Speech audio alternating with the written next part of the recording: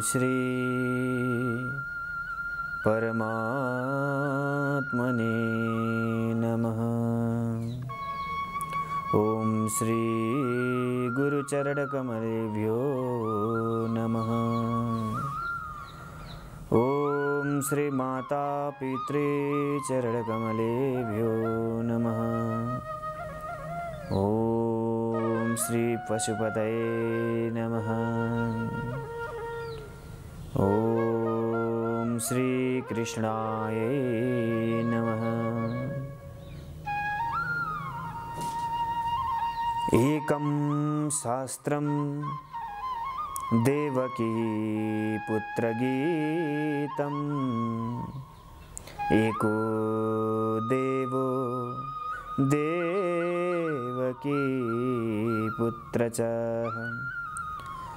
एको मंत्रस्तस्य नामानि यानि कर्माप्येकं तस्य देवस्य सेवा।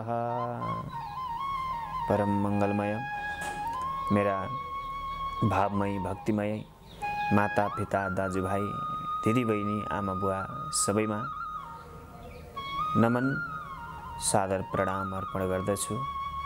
सज्जनवृन्द, आज पनि हामी सदा झैं जुन हाम्रो मंगलबार र शुक्रबारको आध्यात्मिक प्रवचन गीता श्रीमद् भगवत गीताको तत्त्वज्ञानलाई दर्शित गर्ने जो कार्यक्रम विदितै छ त्यो कार्यक्रमलाई पुनश्च आज हजुरहरूको माझमा लिएर उपस्थित भएको छु। हामीलाई थाहा छ यो संसारलाई कोही न कोही त्यस्तो पराशक्ति छ जसले सञ्चालन गरिरहेको छ।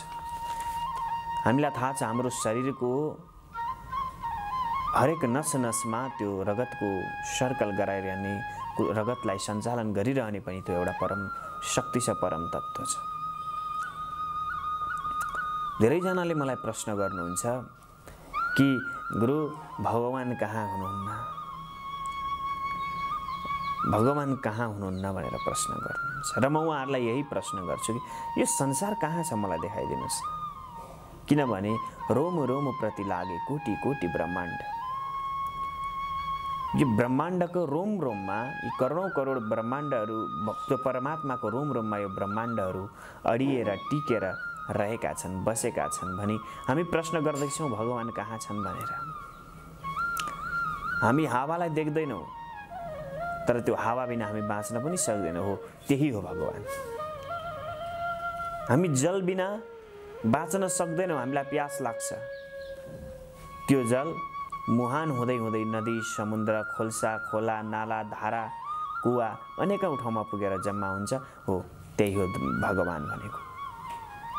अथवा हाम्रो आस्था जहाँ रहन्छ त्यही भगवानको बास हुन्छ। हेर्नुहोस्, त्यही भएर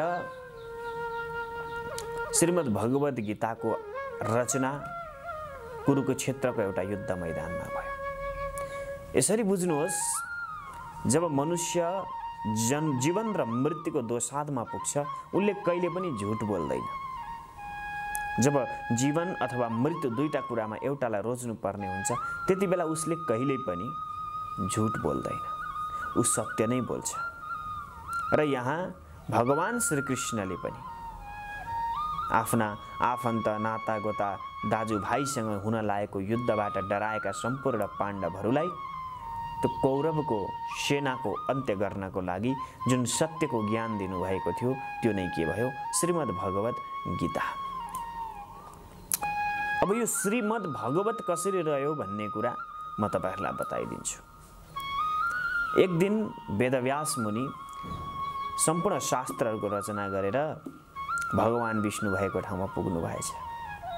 अनि भगवान विष्णु भएको ठाउँमा पुगेर त्यति बेला साष्टाङ्ग प्रणाम गर्नुभयो वेदव्यास मुनिले। माता लक्ष्मी भगवान शेषशायी भगवानको चरणमा स्पर्श गरिरहनु भएको थियो, चरण दबाइरहनु भएको थियो। त्यही आश्रममा त्यो दिव्य समुद्र माथि एउटा आसन लगाइदिएर भगवानले आशित गराउनु भयो। त्यसपछि श्रीमद् भगवत गीताको पुस्तक त्यहाँबाट आफ्नो झोलाबाट निकालेर वेदव्यास मुनिले भन्नुभयो, प्रभु यो हेर्नुहोस् त। भगवानले भन्नुभयो, यो के हो? यो हजुरकै वाणी हो, भगवत प्रोक्तम इति भागवतम। हेर्नुहोस्, श्रीमद् भागवत गीता जसलाई साक्षात भगवान हजुरले वर्णन गर्नुभएको छ र यो हजुरकै गुणगान हो। हजुरले आशीर्वाद दिनुहोस् भनेर वेदव्यास मुनिले आशीर्वाद माग्नुभयो। भगवानले तथास्तु भनिदिनु भयो, आशीर्वाद दिनुभयो, संसारमा प्रचलित होस्, मान्छेले सतमार्ग रोजुन्, गीतालाई धर्म बनाएर अगाडि बढौँ भनेर भगवानले आशीर्वाद दिनुभयो। अनि माताको अगाडि जानुभयो र मातालाई पनि वेदव्यास मुनिले भन्नुभयो, माता हजुरले पनि आशीर्वाद दिनुहोस्। मैले आशीर्वाद दिनको लागि त यहाँनिर मेरो पनि वर्णन हुन पर्यो नि, खै त त्यति बेलासम्म के थियो, भगवत गीता मात्रै नाम थियो है सज्जनवृन्द। त्यसपछि भागवत गीता बोकेर गएका वेदव्यास मुनिलाई भगवान विष्णुले आशीर्वाद दिएपछि लक्ष्मीको सामुन्यमा जानुभयो। लक्ष्मीले भन्नुभयो, मेरो बारेमा के लेखेको छ, मेरो नाम कहाँ छ, यहाँ मेरो नामै नभएको चिजमा चाहिँ नि म आशीर्वाद दिन्न भनेर जब माताले भनिसकेपछि वेदव्यास मुनिले अगाडि श्री थपिदिनु भयो। श्री अर्थात् लक्ष्मी, लक्ष्मीम प्रोक्तम इति भागवतम।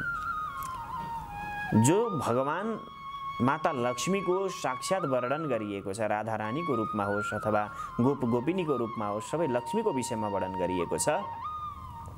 ती लक्ष्मीको विषयमा वर्णन गरिएको, ती विष्णुको विषयमा वर्णन गरिएको र यो सारा संसारको ब्रह्माण्डको सारा ज्ञानहरूलाई एकै ठाउँमा सार बनाएर लेखिएको, रचना गरिएको यस्तो श्रीमद् भगवत गीताको आज तपाईँहरू प्रवचनलाई श्रवण गर्ने मौका पाउँदै हुनुहुन्छ। आउनु सज्जनवृन्द, एकछिन हामीले पनि हाम्रो मनको सम्पूर्ण चिन्ताहरूलाई, मलहरूलाई नाश गरौँ र त्यो परमात्माको ध्यान गरौँ, भगवान श्रीकृष्णको ध्यान गरौँ।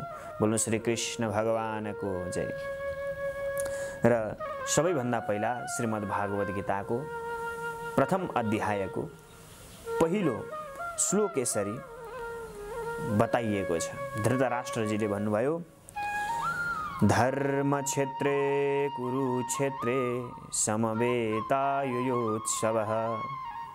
मामका पाण्डवाश्चैव किम कुर्वत सञ्जयः। श्रीमद् भगवत गीता अध्याय 1 मन्त्र श्लोक 1। धृतराष्ट्रले भन्नुभयो, हे सञ्जय, त्यो युद्धको भूमि कुरुक्षेत्रमा जहाँ 5 पाण्डव र कौरव बीचमा युद्ध हुन लागिरहेको थियो, यहाँ बताउनु भयो त्यो धर्म क्षेत्रे, त्यो धर्मको भूमिमा, त्यो कुरुक्षेत्र जहाँ चाहिँ युद्ध लडाइँ हुन लागिरहेको छ, त्यो नामको स्थानमा त्यहाँ समवेतः सबैजना एकजुट भएर त्यहाँ उपस्थित भएर युयोत्सव के गर्न थाले, युद्धको इच्छा जब उनीहरूले व्यक्त गर्न थाले, त्यति बेला मामका मेरो पक्षमा जति पनि पुत्रहरू थिए, कसका, पाण्डुपुत्राणाम, पाण्डुका जति पनि पुत्रहरू थिए जो पाण्डव थिए, उनीहरूले के गरे त, युद्धको इच्छा जब भयो त्यति बेला उनीहरू के गरे भनेर यस्ता प्रकारले आज प्रश्न गरिसकेपछि सञ्जयजी महाराजले भन्नुहुन्छ, दृष्ट्वा तु पाण्डवानीकं व्यूढं दुर्योधनस्तदा आचार्यम उपसंगम्य राजा वचनमब्रवीत्। हे राजन, सञ्जय उवाच, सञ्जयजीले भन्नुभयो, त्यहाँ सम्पूर्ण प्रकारको दृष्ट्वा तु पाण्डवानीकम, सम्पूर्ण पाण्डवहरूलाई देखिसके पछाडि यहाँ बताइएको छ अनीकम, पाण्डव अनीकम भनेर वर्णन गरिएको छ। यो शब्दलाई ध्यान दिनु होला। जो पाण्डवको सेनाहरू थिए, हेर्नुहोस् है, व्यूढम भनेको व्यूह रचना जो चाहिँ राजा दुर्योधनले देखिदिए, हेरे। त्यस पश्चातमा सज्जनवृन्द आफ्नो गुरुको सामुन्नेमा गए र भन्न लागे, पश्यैतां पाण्डुपुत्राणाम आचार्यं महतिं चमुं व्यूढां द्रुपदपुत्रेण तव शिष्येण धीमता। त्यो पाण्डुपुत्रहरूको विशाल सेनालाई देखिसके पछाडि जसलाई चाहिँ जो चाहिँ आफ्नो अत्यन्तै बुद्धिमान शिष्य छन् द्रुपद हो, तिनै द्रुपदका पुत्र अथवा द्रुपदका छोरा जो चाहिँ युद्ध गर्नमा अत्यन्त कौशल थिए, उनीलाई नै त्यहाँ युद्ध गर्नको लागि व्यवस्थित गर्ने एउटा आयोजना उनीहरूले बनाए। आज युधिष्ठिर, हेर्नुहोस्, मैले तपाईँहरूलाई यो श्लोकको अर्थ लगाउँदैछु, यसको भाषा अलग छ। जसलाई हामीले श्रीमद् भगवद् गीता भनेर श्रवण गर्ने गरेका छौँ। सबैभन्दा पहिला के भन्नुभयो भगवानले? धर्मक्षेत्रे। युद्ध जहिले पनि कहाँ हुन्छ? एउटा धर्मको क्षेत्रमा हुन्छ र एउटा अधर्मको क्षेत्रमा हुन्छ, अथवा धर्म र अधर्मको जहिले पनि संसारमा युद्ध हुने गर्छ। सत्य र असत्य बीचको जहिले पनि के हुने गर्छ? युद्ध हुने गर्छ। यो महाभारतको युद्ध भनेको, कुरुक्षेत्रको लडाईँ भनेको धर्म र अधर्मको थियो। र पाण्डुपुत्रहरू 5 पाण्डवहरू अथवा भगवान श्रीकृष्ण धर्मलाई लिएर लड्नु भएको थियो भने कौरवहरू अधर्मलाई लिएर लडेका थिए, जसको फलस्वरूप धर्मको जित भएर अधर्मको नाश भयो। समवेता युयुत्सवः, त्यहाँ सबै युद्ध गर्नको लागि चाहिँ आतुर भएर बसेका थिए। युद्ध गर्नको लागि जब सबै कौशल थिए, उनीहरू खुनका प्यासा भएका थिए। कति बेला कौरवले पाण्डवलाई र पाण्डवले कौरवलाई मारेर यिनीहरूको अन्त्य गरौँ भनेर उनीहरू सबैजना आतुर भएर बसेका थिए।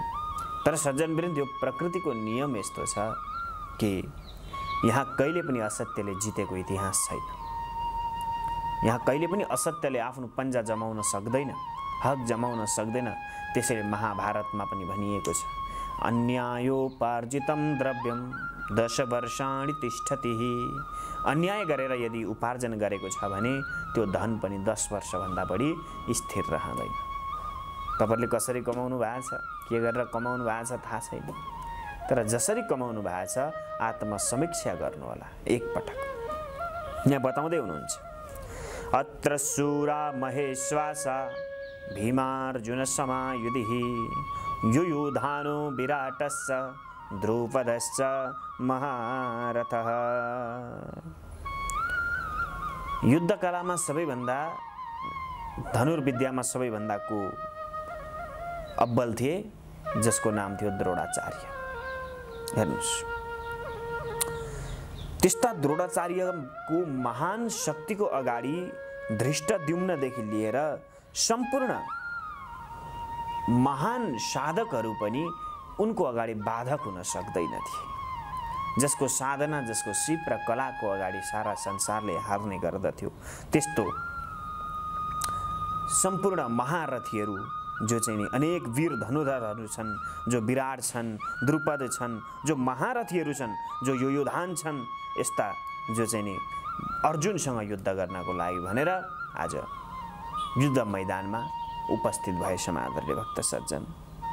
त्यसपश्चातमा उनीहरूकै साथमा धृष्टकेतु, चेकितान, काशीराज, पुरुजित, कुन्तीभोज, शैव्य जस्ता महान महान शक्तिशाली व्यक्तिहरू पनि युद्ध गर्नका लागि आएका थिए। हेर्नुहोस्, पराक्रमी युधामन्युको कथा त तपाईँहरूले सुन्नुभयो होला, नाम सुन्नुभयो होला। म पछि प्रसङ्ग अनुसार म तपाईँहरूलाई बताउने छु।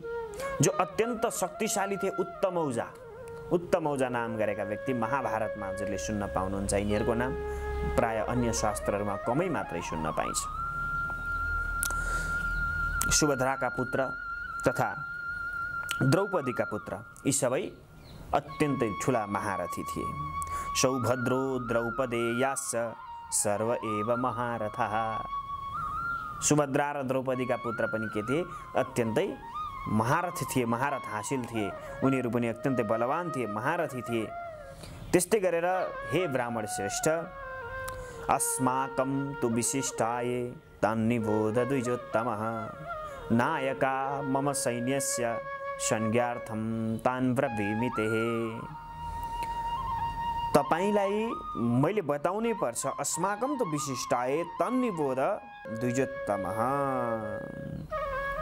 म तपाईहरूलाई आफ्नो सेनाको ती नायकहरूको विषयमा बताउँछु। ती सेनाहरू, ती सेनागणहरू, ती सेना दलहरू जो मेरा सेनालाई पनि सञ्चालन गर्नका लागि विशेष रूपले निपुण थिए। ती को हुन् त? मेरो सेना भनेको म स्वयं। त्यसले गरेर तपाईँ भीष्म, कर्ण, कृपाचार्य, अश्वत्थामा, विकर्ण, सोमदत्त, अनि उनका पुत्र भूरिश्रवा यी सबैको थिए युद्धमा सधैँभरि विजयी हुनेवालामा पर्दथे। यिनीहरू नै युद्ध गर्नका लागि उद्यत भएका थिए। अन्ये च बहवः शूरा मदर्थे त्यक्तजीविताः नाना शस्त्र प्रहरणा सर्वे युद्ध विशारदाः। अन्य अरू सबैजना त्यस्तै गरेर बहव त्यहाँ कति हो कति शूराः वीरहरू के भएका थिए मद अर्थे अथवा मत अर्थे मेरो लागि त्यक्त जीविता आफ्नो जीवन पनि त्याग गर्नको लागि तयार भएर आफ्नो जीवन नै चाहिँ गुमाउनको लागि उनीहरू तयार भएर युद्ध गर्नको लागि नाना भनेको अनेक प्रकारको शस्त्र नाना शस्त्र प्रहरणा सर्वे युद्ध विशारदाः अनेक प्रकारका शस्त्र अस्त्रहरू धारण गरेर यस्ता चाहिँ शस्त्रले सुसज्जित भएर सज्जनवृन्द सबैजना युद्ध विशारदाः जो युद्ध विद्यामा निपुण थिए उनीहरू अनेकौं शस्त्र अस्त्रद्वारा सुसज्जित भएर युद्ध गर्नको लागि उनीहरू लालयित भएका थिए। अपर्याप्तं तदस्माकं बलं भीष्माभिरक्षितं पर्याप्तं तुइदम एतेषां बलं भीमाभिरक्षितं। बताउँदै हुनुहुन्छ हाम्रो शक्ति भनेको अपरिमेय छ। यहाँ हेर्नुस् अपर्याप्तम जसको चाहिँ नि कसैले पनि लेखाजोखा लगाउन सक्दैन अपरम्पार हाम्रो शक्ति छ। हामी भीष्म पितामहद्वारा के छौँ बलम भीष्मा अभिरक्षितम भीष्म पितामहबाट हामी रक्षित भएका छौँ सुरक्षित भएका छौँ हामी जोगिएका छौँ। जबकि पाण्डवको शक्ति भीमद्वारा संरक्षित भएर पनि त्यो के छ सीमित मात्रै छ। त्यसैले सैन्य व्यूहमा आफ्नो आफ्नो पाउमा आफ्नो आफ्नो मञ्चमा खडा भएर तपाईँ सबैजना भीष्म पितामहलाई पूरा सहयोग गर्नुहोस् भनेर यहाँ बताउन लाग्नु भएको छ। यस्ता प्रकारले कुरु वंशका वयोवृद्ध परम प्रतापी एवं वृद्ध भीष्म पितामहले सिंह गर्जना जस्तो ध्वनि गर्न लाग्नुभयो।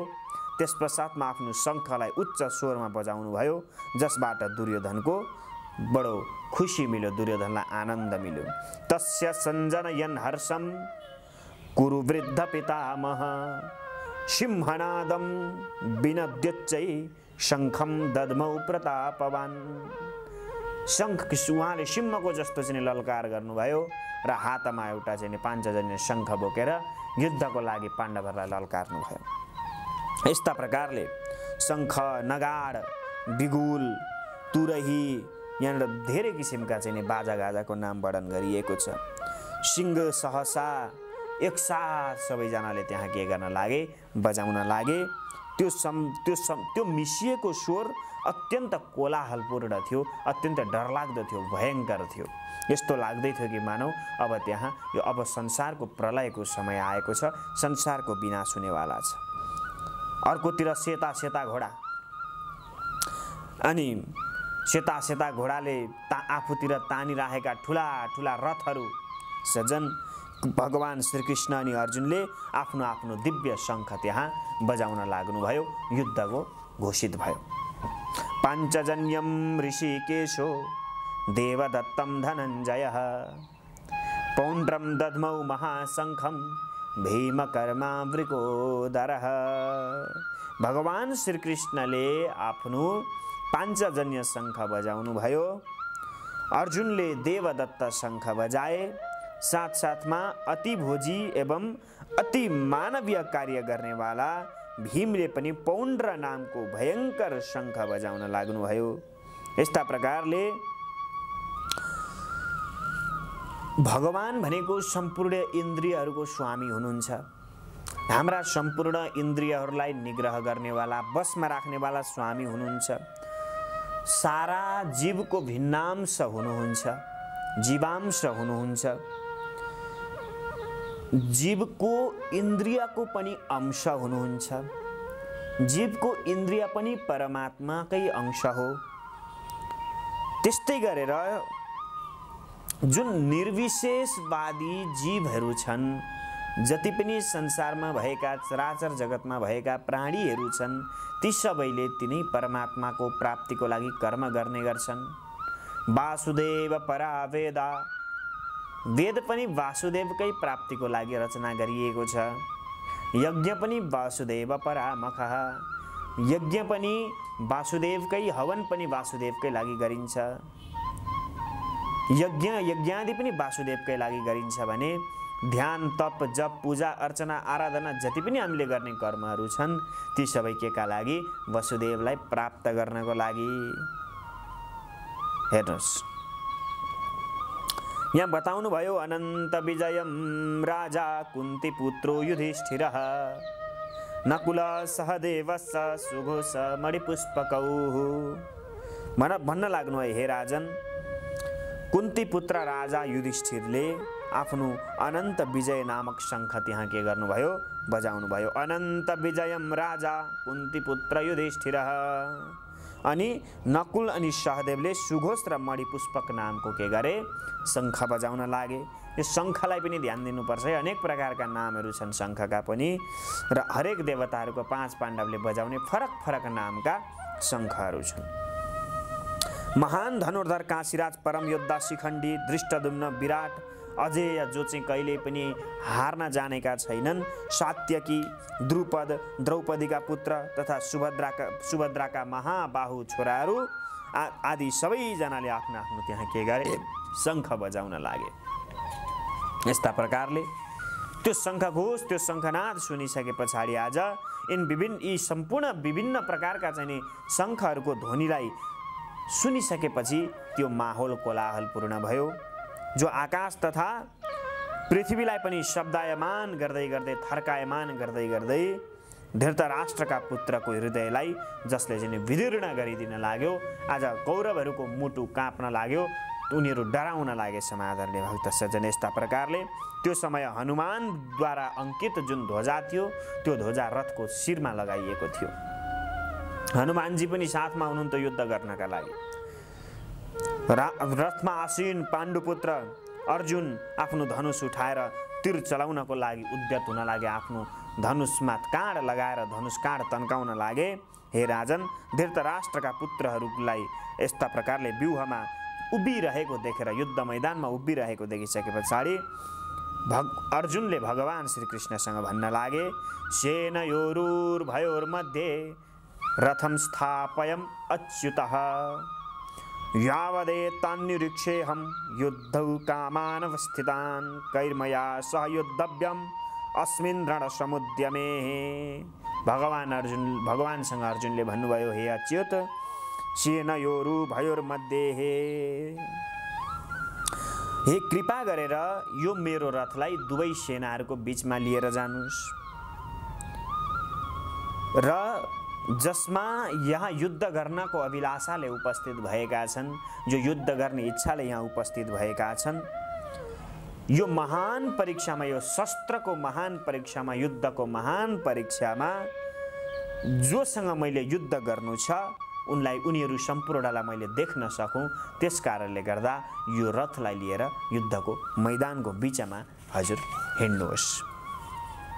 योच्यमानान् वेक्ष्येऽहं ययतेऽत्र समागतः धार्तराष्ट्रस्य दुर्बुद्धेर्युद्धे प्रियचिकीर्षवः। म ती व्यक्तिहरूलाई हेर्न चाहन्छु, हे प्रभु, मलाई हेर्न दिनुहोस्।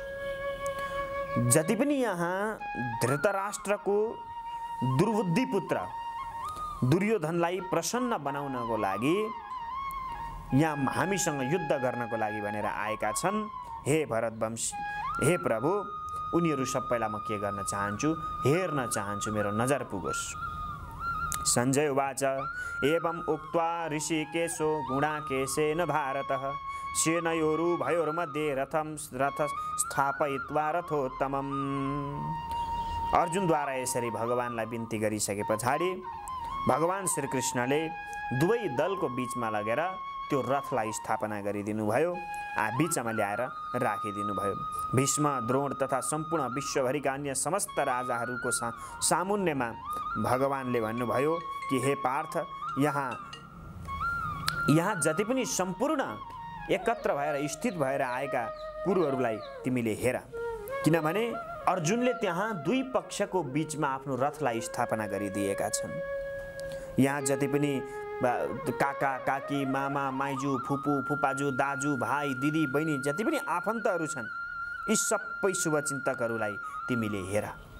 यहाँ जति पनि उपस्थित भएका तिम्रा सगोल मित्रहरू छन्, ती सबैलाई तिमीले दृष्टि देऊ। तान् समीक्ष्य कौन्तेय सर्वान् बन्धूनवस्थितान् कृपया परयाविष्टो विषेदन्नद अमब्रवीत्।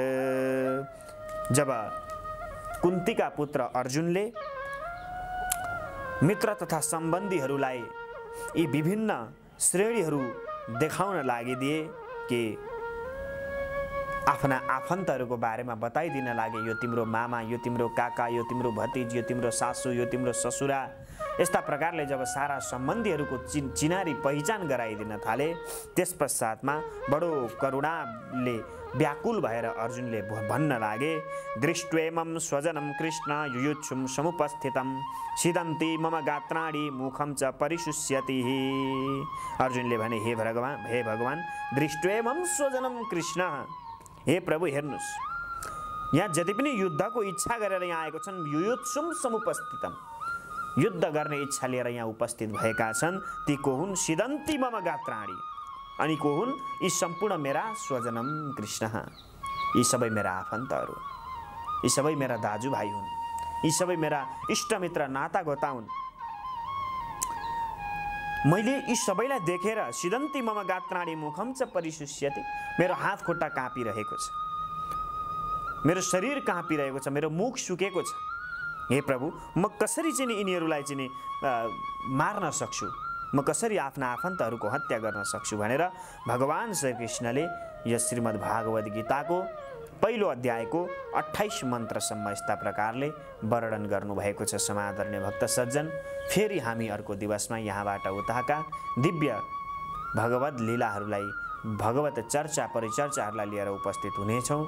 तबसम्मको लागि सम्पूर्ण वाणीहरूलाई यही भगवानको चरण कमलमा विश्राम गर्दै हजुरहरूको माझबाट बिदा हुन्छु। जय श्री कृष्ण। सर्वे भवन्तु सुखिनः, सर्वे सन्तु निरामय, सर्वे भद्राणि पश्यन्तु, मा कश्चित् दुःखभाग् भवेत्। तपाईहरूलाई यदि केही मनमा जिज्ञासा छ भने कमेन्ट बक्समा लेख्न सक्नुहुनेछ र हजुरको जिज्ञासा हामी यही भिडियो मार्फत हजुरहरूलाई जिज्ञासाको चाहिँ प्यास मेटाउने हामी कोसिस गर्नेछौँ, जिज्ञासालाई बुझाउने कोसिस गर्नेछौँ। तपाईहरूको प्रश्न केही छ भने आध्यात्मिक कुरामा, शास्त्रको कुरामा, धर्मको कुरामा, देवता देवी देवताको कुरामा अथवा हाम्रो हिन्दू धर्मसँग जोडिएका जति पनि केही प्रश्नहरू छन् भने तपाईहरूले हामीलाई प्रश्न राख्न सक्नुहुन्छ। सही प्रश्नलाई टिपेर हामी जवाफ दिनेछौँ। हवस् त, यतिन्जेल हामीलाई हेरेर साथ दिनुभयो। श्री बाँके बिहारीले तपाईँहरूको सम्पूर्णको रक्षा गर्नुहोस् भन्दै म बिदा हुन्छु। शुभ समय। जय श्री कृष्ण।